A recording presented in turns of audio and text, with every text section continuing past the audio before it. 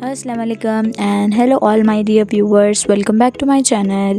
Today I have a special treat for you all in honor of Miladun Nabi. I am going to share with you a delicious kheer recipe that is perfect for this occasion.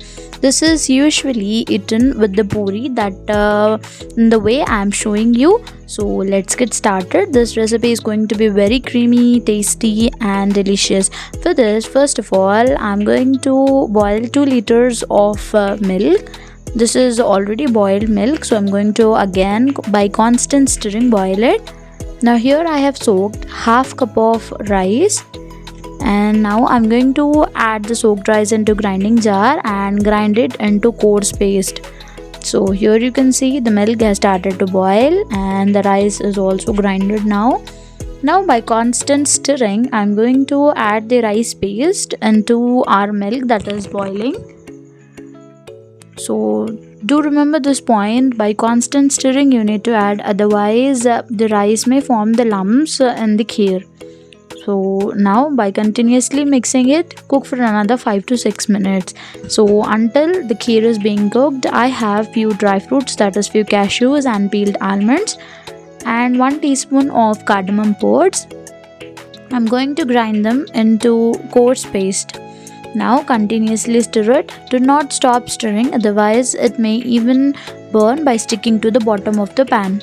So here you can see after cooking it for about 4 to 5 minutes, the rice is done well, and here the paste of cardamom pods and dry fruits is also ready. Again add that also into our boiling milk or the kheer. And now here I'm having 250 grams of mawa or the khoya, and I'm going to add that into my kheer.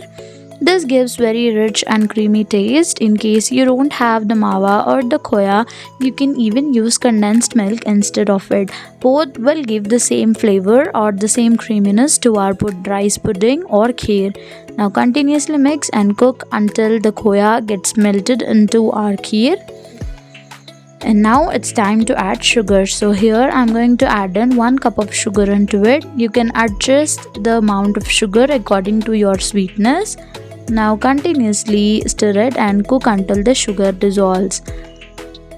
So again I'm repeating, do not stop stirring, otherwise it may burn and the taste of the kheer will be spoiled. So here you can see almost it is done. Before offing the stove, I'm going to add in 1 cup of boiled milk malai into it. In case you don't have this malai, you can even add in 1 cup of fresh cream or the small 250 ml pouch of fresh cream. This gives very creamy taste to our kheer. And this is finally done. Now you can off the stove and let's serve it. You can even serve it thick after getting cold in refrigerator. So usually during our festival season, we serve it by pouring it hot onto the crushed coconut stuffed puris. So if you want the recipe, you can comment me down. I will share the stuffed puri recipes too. That is also Miladun Nabi special, which is also known as chobe ke puriyan. So this is the final look of our kheer, and let it get chilled. So here you can see after getting it chilled, I'm going to top it with some dry fruits, and finally this is eaten with the coconut stuffed puris.